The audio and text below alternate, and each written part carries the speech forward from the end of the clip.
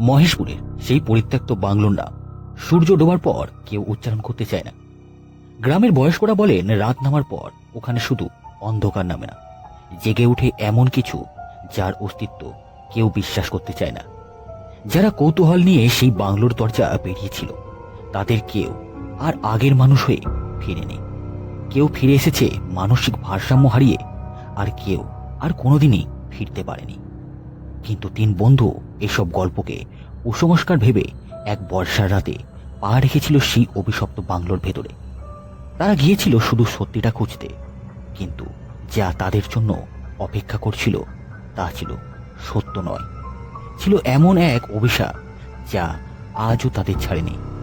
তাহলে আলো নিভিয়ে দরজা জানলা বন্ধ করে শুনো মহেশপুরের সেই পরিত্যক্ত বাংলোর ভয়ঙ্কর রাতের গল্প।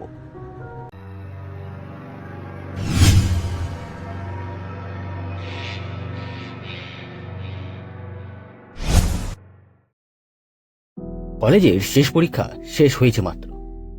দীর্ঘদিনের চাপ কাটিয়ে পাঁচ বন্ধু অর্ণব, সৌরভ, রুদ্র, তন্ময় এবং শুভ প্রতিদিনের মতো গ্রামের মোড়ের পুরনো চায়ের দোকানে আড্ডা দিচ্ছিল। বিকেলের শেষ সোনালি আলো ধীরে ধীরে মিলিয়ে যাচ্ছে। চারপাশে নেমে আসছে এক অদ্ভুত নীরবতা। কাপে কাপে ধোঁয়া ওঠা চায়ের সঙ্গে জমে উঠেছিল হাসি, আড্ডা আর ভবিষ্যতের নানা পরিকল্পনা। ঠিক সেই সময় পাশের টেবিলে বসে থাকা এক বৃদ্ধ তাদের কথোপকথন শুনতে শুনতে হঠাৎ গভীর কণ্ঠে বললেন, মহেশপুরের পুরনো বাংলোর কাছে রাত হলে কেউ যায় না। যারা গিয়েছিল তারা কেউ আর আগের মতো ফিরে আসেনি। বৃদ্ধের কথায় মুহূর্তের মধ্যে আড্ডার হাসি থেমে গেল। পাঁচজন একে অপরের মুখের দিকে তাকিয়ে রইল। অর্ণব হালকা হেসে বলল, এখনো এসব ভূতের গল্প কেউ বিশ্বাস করে নাকি? বৃদ্ধা ধীরে ধীরে চায়ের কাপটা টেবিলে নামিয়ে তাদের দিকে স্থির দৃষ্টিতে তাকিয়ে বললেন, বিশ্বাস না হলে গিয়ে দেখে এসো। তবে একটা কথা মনে রেখো, আমাবস্যা রাতে ভুলেও ওদিকে যেও না। বৃদ্ধের গলায় এমন এক দৃঢ়তা ছিল যা পাঁচ বন্ধুকে অজান্তেই চুপ করিয়ে দিল। এরপর তিনি ধীরে ধীরে বলতে শুরু করলেন মহেশপুরের সেই অভিশপ্ত বাংলোর ইতিহাস। প্রায় 60 বছর আগে এই বাংলোতে বাস করতেন জমিদার মহেন্দ্র নারায়ণ। অর্থ, ক্ষমতা আর প্রভাব সবই ছিল তার হাতে, কিন্তু মানুষের হিসেবে তিনি ছিলেন অত্যন্ত নিষ্ঠুর। গ্রামের অসহায় মানুষদের ওপর অমানবিক অত্যাচার চালানো ছিল তার নিত্যদিনের অভ্যাস। তার অত্যাচারের অতিষ্ঠ হয়ে এলাকার এক সময় গ্রামের মানুষের ধৈর্য বাঁধ ভেঙে গেল।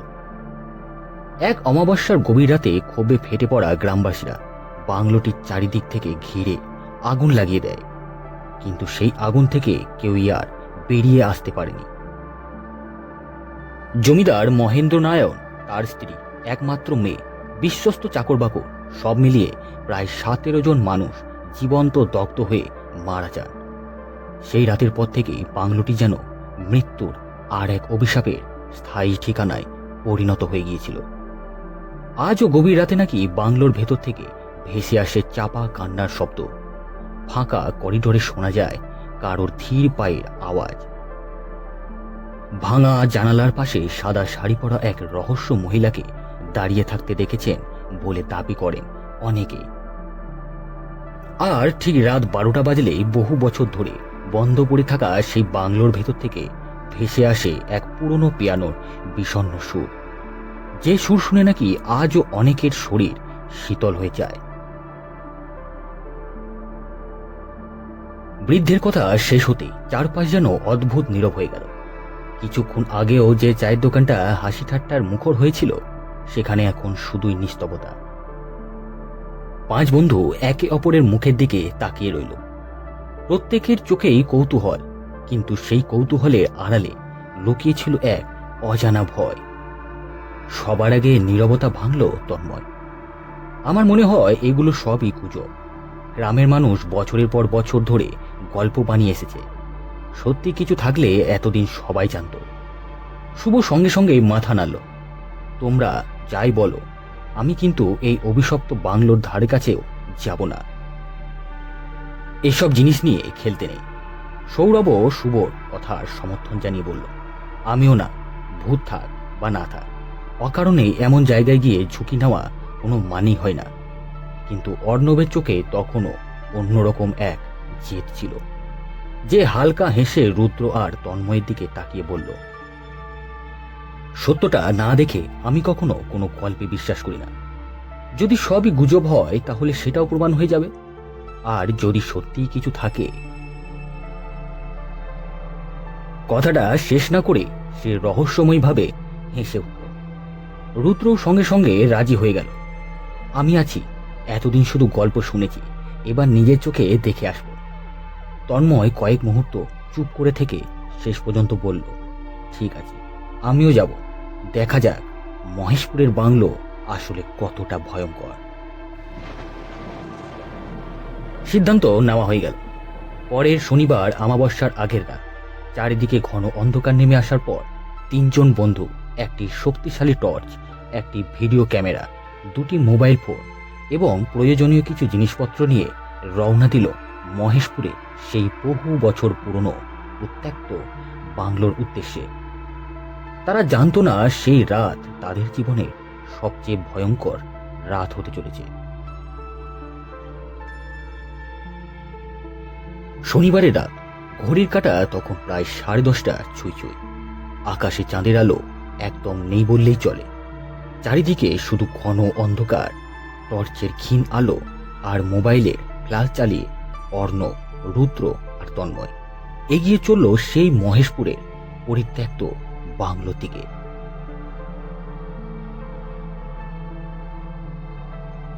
বাংলোর সামনে পৌঁছাতেই তিনজনের পা যেন হঠাৎ থেমে গেল। তাদের সামনে দাঁড়িয়ে আছে বিশাল জরাজীর্ণ এক দোতলা প্রাসাদ। চারপাশে শতবর্ষী বটগাছের শিকড় বাংলোটিকে যেন শিকলের মতো আঁকড়ে ধরে আছে। দেওয়াল জুড়ে বুনো লতাপাতা, ভাঙা দরজা আর ফাটল ধরা স্তম্ভগুলো দেখে মনে হচ্ছিল বহু বছর ধরে এখানে মানুষের কোনো অস্তিত্বই নেই। দ্বিতীয় তলার ভাঙা জানলাগুলো অন্ধকারের মধ্যে এমনভাবে দাঁড়িয়েছিল যেন অসংখ্য শূন্য চোখ তাদের প্রতিটি পদক্ষেপে নীরবে পর্যবেক্ষণ করছে। অর্ণব সাহস দেখিয়ে বলল, চল দেখা যাক এই ভূতের বাংলোতে আসলে কি আছে। তিনজন ধীরে ধীরে ভেতরে ঢুকল। প্রাসাদে ঢুকে তারা দেখতে পেল প্রতিটি ঘরে শুধু ধুলোর স্তর, মাকড়সার জাল আর ভাঙাচোরা আসবাবপত্র। কোথাও উল্টে পড়ে থাকা কাঠের আলমারি, কোথাও ভাঙা আয়নার টুকরো, আবার কোথাও পচে যাওয়া পুরনো দরজা বাতাসে কিঞ্চিত দুলে কর্মর শব্দ করছে। তারা পুরো বাংলো ঘুরে ভিডিও রেকর্ডিং করতে শুরু করলো। প্রতিটি ঘর, প্রতিটি করিডোর, এমনকি দ্বিতীয় তলাও খুঁটিয়ে দেখল তারা। কিন্তু আশ্চর্যের বিষয়, কোনো অস্বাভাবিক শব্দ নেই, কোনো ছায়া নেই, কোনো রহস্যময় পরিস্থিতিও নেই সেখানে। সময় গড়িয়ে প্রায় রাত 12টা, তারপর 1টা। অবশেষে রাত 2টো পর্যন্ত অপেক্ষা করো কোনো অদ্ভুত ঘটনা না ঘটায় তিনজন হতাশ হয়ে বাংলো থেকে বেরিয়ে এলো। বাড়ি ফেরার পথে অর্ণব হেসে বলল, দেখলে তো, এইসব বানানো গল্প। গ্রামের মানুষ ভয় পাওয়ার জন্য এসব রটিয়েছে। রুদ্র ও তন্ময়ও আর কিছু বলতে পারল না। তাদেরও মনে হতে লাগলো হয়তো সত্যি বৃদ্ধ গল্পটা নিছক লোককথা ছাড়া আর কিছুই নয়। কিন্তু তারা কেউই বুঝতে পারেনি, তারা যখন অন্ধকার রাস্তা ধরে ধীরে ধীরে দূরে মিলিয়ে যাচ্ছিল, ঠিক তখনই বাংলোর দ্বিতীয় তলার একটি ভাঙা জানালার আড়াল থেকে দুটি ফ্যাকাশে চোখ নিঃশব্দে তাদের চলে যাওয়া দেখছিল। আর কয়েক সেকেন্ড পর সেই অন্ধকারের ভেতর থেকে ভেসে উঠল এক অস্বাভাবিক শীতল হাসি, যে হাসি শব্দ রাতের নিস্তব্ধতার চিরে ধীরে ধীরে মিলিয়ে গেল অন্ধকারের গভীরে।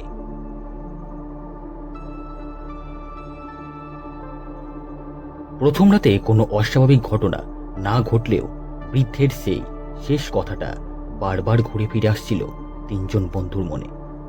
আমাবস্যার রাতে ভুলেও ওইদিকে যেও না। কিন্তু কৌতূহল তাদের ভয়ের চেয়ে বড় হয়ে উঠেছিল। দুদিন পর এলো সেই অমাবস্যার রাত। সন্ধ্যা থেকে আকাশ কালো মেঘে ঢেকে গেছে।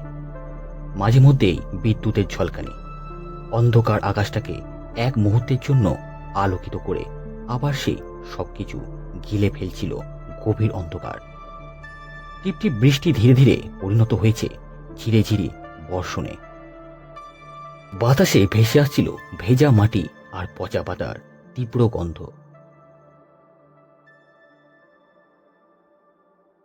রাত ঠিক তখন 11টা। টর্চ, ভিডিও ক্যামেরা আর মোবাইল নিয়ে অর্ণব, রুদ্র এবং তন্ময় আবার পৌঁছে গেল মহেশপুরের সেই অভিশপ্ত বাংলোর সামনে। আজ বাংলোটাকে আগের চেয়েও ভয়ঙ্কর লাগছিল। ভাঙা বারান্দা, কালো দেওয়াল আর বাতাসে দুলতে থাকা বিশাল বটগাছে ডালপালাগুলো যেন অন্ধকারের ভেতর থেকে জীবন্ত হয়ে উঠেছে।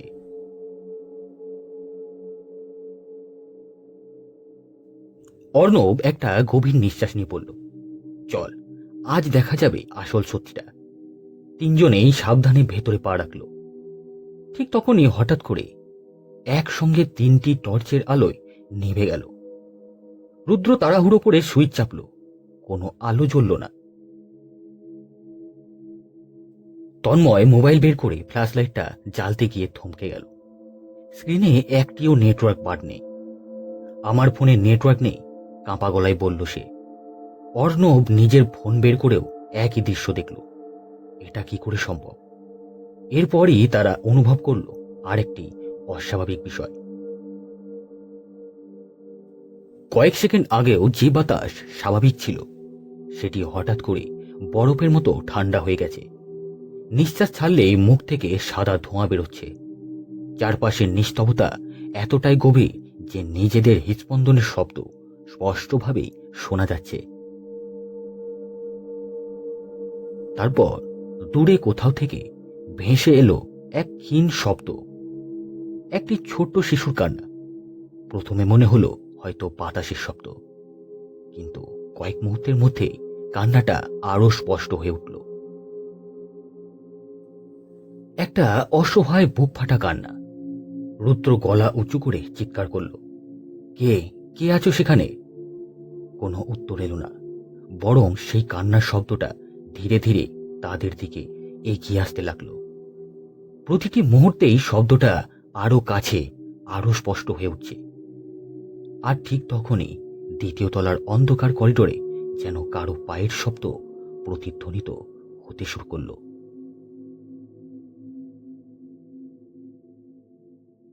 ঠিক তখনই নিচের নিস্তবতা ভেদ করে ভেসে এলো এক বিষণ্ণ পিয়ানোর সুর। শব্দটা আসছে বাংলোর দ্বিতীয় তলা থেকে। 3 বন্ধু একে অপরের দিকে তাকালো। কারোর মুখে কোনো কথা নেই। বুকের ভেতরটা ধুকপুকানি বাড়লেও কৌতূহল যেন আমাদের পা থামতে দিল না। সিঁড়ির প্রতিটি ধাপ কর্মর শব্দ তুলে উঠছিল। চারিদিকে এমন নিস্তবতা যেন বহু বছর ধরে এই বাংলো কোনো জীবন্ত মানুষের অপেক্ষায় ছিল। অবশেষে তারা একটি আধখোলা ঘরের সামনে এসে দাঁড়ালো।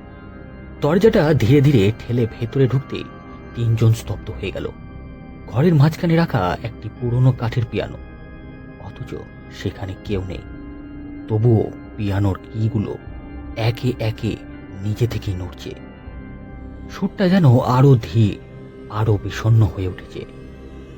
হঠাৎই একটা জোরদার শব্দ, প্রচন্ড শব্দে ঘরের দরজাটি নিজে থেকেই বন্ধ হয়ে গেল। অর্ণব ছুটে গিয়ে দরজার হাতল টানতে লাগলো, কিন্তু দরজাটা খুলছে না। রুদ্র আর তন্ময়ও সব শক্তি দিয়ে দরজা ধাক্কা দিতে শুরু করলো, কিন্তু দরজাটা যেন বাইরে থেকে কেউ শক্ত করে আটকে রেখেছে। ঠিক সেই মুহূর্তে তন্ময়ের চোখ পড়ল ঘরের এক কোণে রাখা ধুলো জমা বিশাল আয়নার দিকে। সে আতঙ্কে ফিসফিস করে বলল, ওদিকে তাকা। অর্ণব আর রুদ্র আয়নার দিকে তাকাতে তাদের রক্ত যেন হিম হয়ে গেল। আয়নায় তারা নিজেদের 3 জনকে নয়, 7টি অবয়ব দেখতে পেল। তাদের ঠিক পেছনেই দাঁড়িয়ে আছে আরো 4টি নিঃশব্দ ছায়ামূর্তি, নিশ্চল, অস্বাভাবিক, যেন বহু বছর ধরে কোনো কিছুর অপেক্ষায়। এরপর ধীরে ধীরে সেই ছায়াগুলো আয়নার ভেতর থেকে সামনের দিকে এগিয়ে আসতে শুরু করলো। আর ঘরের তাপমাত্রা মুহূর্তের মধ্যেই যেন আরো নেমে গেল। রুদ্র সমস্ত শক্তি দিয়ে দরজায় লাথি মারল। একটা প্রচন্ড শব্দে দরজাটা হঠাৎই খুলে গেল। এক মুহূর্ত দেরি না করে তিনজন দৌড়ে বেরিয়ে এলো সেই বাড়িটা থেকে। অন্ধকার করিডোর পেরিয়ে তারা সিঁড়ির দিকে ছুটতে লাগলো। ঠিক তখনই তন্ময় হঠাৎ থেমে গেল। অর্ণব অবাক হয়ে পেছন ফিরে বলল, কি হলো, দাঁড়িয়ে বললি কেন? তন্ময় যেন কিছুই শুনতে পাচ্ছে না। তার কানে ভেসে আসছে খুব কোমল অসহায় একটি কণ্ঠস্বর, আমাকে বাঁচা। শব্দটা আবার এলো, এবার যেন একেবারে তার পাশ থেকেই। মন্ত্রমুগ্ধের মতো তন্ময় ধীরে ধীরে পেছন ফিরে তাকালো। অন্ধকার করিডোরের শেষ প্রান্তে একটি ছোট্ট মেয়ের অবয়ব দাঁড়িয়ে আছে। সাদা পোশাক পরা, মাথা নিচু, এক হাত নীরবে বাড়িয়ে রেখেছে। তন্ময় এক পা এগোতে হঠাৎ চারপাশের বাতাস ভারী হয়ে উঠল। পরের মুহূর্তে মেয়েটি, অবয়বটি অস্বাভাবিকভাবে বদলে যেতে শুরু করলো। তার চারপাশে যেন অন্ধকার ঘনীভূত হয়ে উঠল, আর করিডোর জুড়ে প্রতিধ্বনিত হলো এক শীতল অস্বাভাবিক হাসি। তন্ময়ের চোখ বিস্ময়ে বড় হয়ে উঠল। তারপর সে প্রচন্ড আতঙ্কে চিৎকার করে মেঝেতে লুটিয়ে পড়ল। তন্ময়! অর্ণব আর রুদ্র দৌড়ে এসে তাকে কাঁধে তুলে নিল। তারা প্রাণপণে নিচতলা থেকে ছুটতে লাগলো। কিন্তু ঠিক তখনই একটা বিকট আওয়াজ, বাংলোর প্রতিটি দরজা, প্রতিটি জানলা একসঙ্গে প্রচন্ড শব্দ করে বন্ধ হয়ে গেল। মুহূর্তের মধ্যে পুরো বাংলো আবার ডুবে গেল গভীর অন্ধকারে। আর সেই অন্ধকারের ভেতর কোথাও থেকে আবার ভেসে এলো সেই পিয়ানো পরিচিত সুর। মুহূর্তের মধ্যেই যেন পুরো বাংলো বদলে গেল। মেঝেগুলো কাঁপতে শুরু করলো। ভাঙা জানলাগুলো একের পর এক প্রচন্ড শব্দে খুলে বন্ধ হতে লাগলো।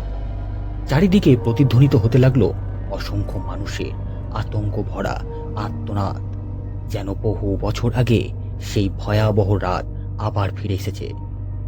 দেওয়ালের পুরনো ফাটলগুলো ক্রমশ আরো গভীর হতে লাগলো। পোড়াকাঠ, ধোঁয়া আর ছাইয়ের গন্ধে যেন পুরো বাংলো ভারী হয়ে উঠল। ঠিক তখনই করিডোরের শেষ প্রান্তে ধীরে ধীরে ফুটে উঠল একটি বিশাল ছায়ামূর্তি। আগুনে দগ্ধ পোশাক, অস্বাভাবিক স্থির দৃষ্টি আর নিঃশব্দে দাঁড়িয়ে থাকা এক ভয়ঙ্কর উপস্থিতি। অর্ণব ফিসফিস করে বলল, ও ওটাই কি মহেন্দ্রনারায়ণ? ছায়ামূর্তিটি ধীরে ধীরে মাথা তুলল, আর কর্কশ কণ্ঠ বাংলোর প্রতিটি দেওয়ালে প্রতিধ্বনিত হলো, কেউ ফিরবে না। পরের মুহূর্তে যেন অদৃশ্য কোনো শক্তি অর্ণবকে প্রচন্ড বেগে ছিটকে ফেলে দিল দেওয়ালের দিকে। রুদ্র ভারসাম্য হারিয়ে সিঁড়ি বেয়ে নিচে গড়িয়ে পড়ল। তন্ময় তখনও অচেতন। ঠিক সেই সময় বাইরে প্রবল বজ্রপাত হলো। বিদ্যুতের ঝলকে কয়েক সেকেন্ডের জন্য প্রধান দরজাটি হঠাৎ খুলে গেল। রুদ্র শেষ শক্তিটুকু দিয়ে তন্ময়কে কাঁধে তুলে টেনে দরজার দিকে দৌড়ল। আর এক মুহূর্ত দেরি হলে হয়তো আর বেরোনো যেত না। তারা দুজন কোনো মতে বাংলোর বাইরে বেরিয়ে আসতে প্রধান দরজাটি আবার নিজে থেকেই বন্ধ হয়ে গেল। রুদ্র হঠাৎ থেমে গেল। তার মনে পড়ল অর্ণব। সে ফিরে দরজার দিকে ছুটে গেল। প্রাণপণে দরজাটা ধাক্কাতে লাগলো, কিন্তু দরজা আর খুলল না। ভেতরের গভীর অন্ধকার থেকে কেবল একবার ভেসে এলো অর্ণবের আতঙ্ক ভরা চিৎকার। তারপর সবকিছুই আবার নিস্তব্ধ হয়ে গেল।